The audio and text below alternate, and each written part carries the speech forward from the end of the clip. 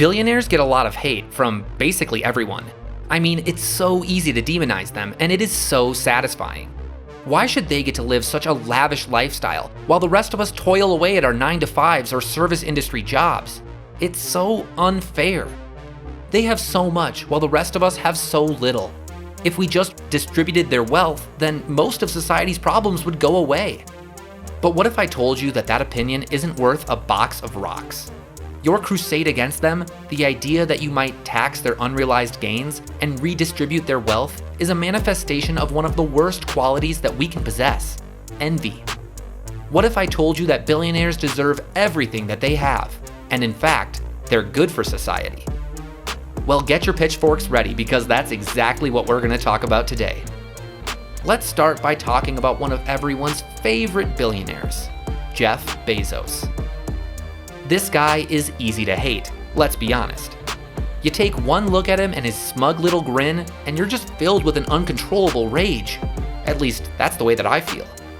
Jeff Bezos is a businessman, and I'm sure I don't have to tell you about his company, Amazon. Because if you haven't heard of Amazon at this point, well, it's time to leave the house. Or actually don't, because Amazon makes it so you never have to leave the house again if you don't want to. Before Amazon, ordering things online just basically didn't exist. Or it didn't exist anywhere even close to the scale that it does today. At the start, Amazon was operating out of Bezos' garage. The idea that his wealth came from humble beginnings actually infuriates me more, because it's so much harder to hate him. Alright, so he did get a $250,000 investment from his parents, but so what? You can't make an omelet without a little startup cash. At least, I think that's what they say in the business. Over the years, Amazon grew into the behemoth that it is today. And guess what? Bezos has kept most of his wealth in the company. 90% of his wealth today is in a 10% stake in the company. The rest of his wealth still mostly came from Amazon stock. It's just that he sold at various points throughout the last 20-odd years. And I'm sure some of you watching this video are thinking, so what? We can still tax some of those hundreds of billions of dollars that are sitting in Amazon stock. Bezos won't miss it. Well, what you don't understand is that you can't tax something that doesn't yet exist. Bezos doesn't own $176 billion. He owns a 10% stake in Amazon stock. When it's reported that that is worth $176 billion, we naturally are filled with rage because no one should be that rich, not while people are starving. But that $176 billion, it's not real. Not yet, at least. That money is an unrealized gain. All that means is that it's an increase in value of an asset before that asset is sold for cash. Every time someone sells a stock, it is then converted into cash and the gains on that trade are taxed.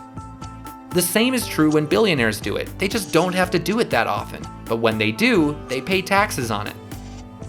For example, ProPublica reports that during the years 2014 to 2018, Bezos' wealth increased by $99 billion. But he only claimed $4.2 billion in income. That resulted in $973 million in taxes. ProPublica claims that Bezos' true tax rate is less than 1%. But this true tax rate is classic misinformation.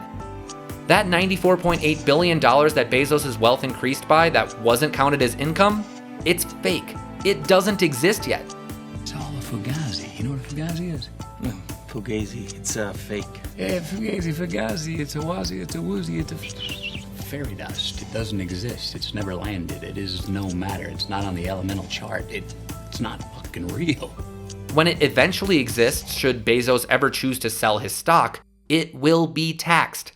Bezos' real tax rate was actually 23%. And if you want to calculate that yourself, it's really simple. Just divide his tax by his income.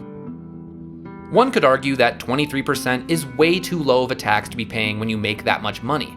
And that is a much better argument than, oh, he only paid 1% in taxes. I've also heard arguments that billionaires should be forced to sell their stock along the way, which would effectively reduce the amount of stock they have when the company's valuation goes to the moon.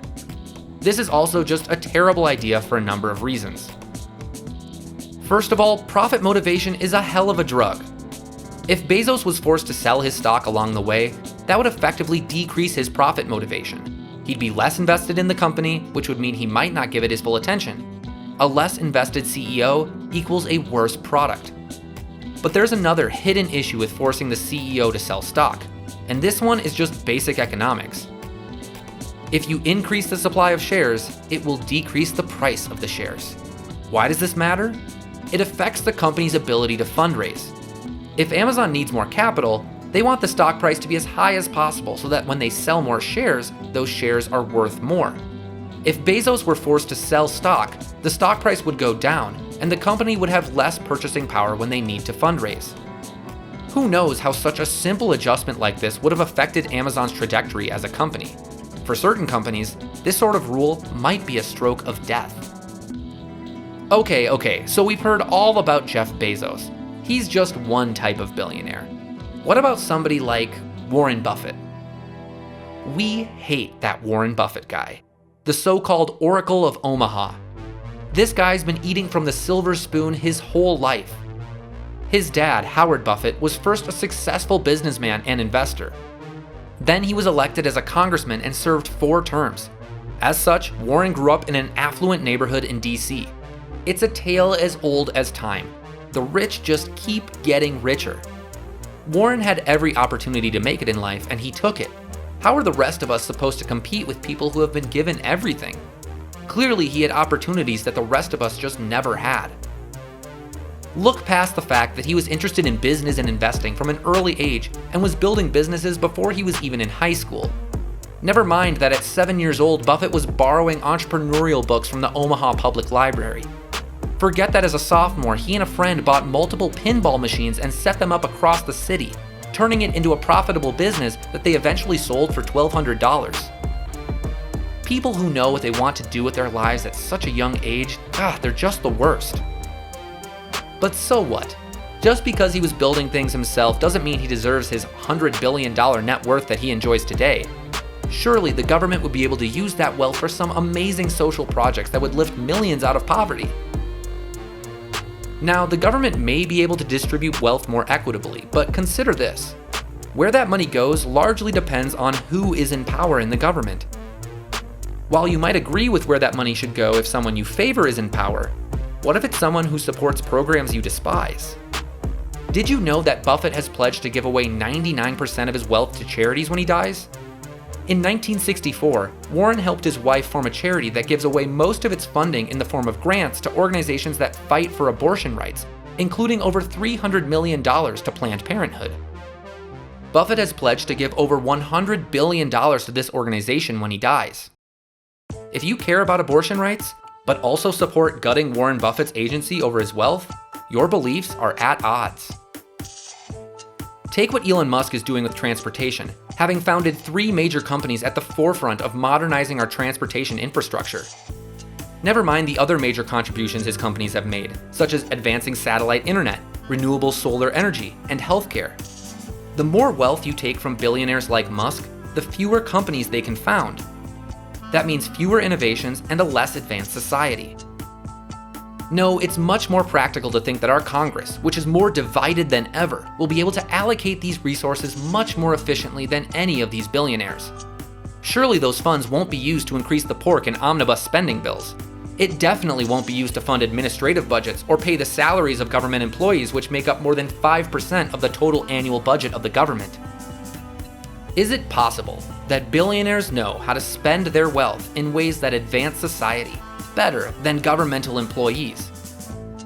Sure, it won't be true in all cases, but the vast majority of billionaires got there by providing real value to society. It's highly likely that they will allocate incredible amounts of resources to parts of society that are historically underfunded. Sorry, but I trust the makers, not the takers. Okay, so that was a hot take. Thanks for sticking to the end. If you've watched any of our videos about billionaires, you can probably tell that I have a wide range of thoughts about billionaires, some of which are positive and some of which are negative.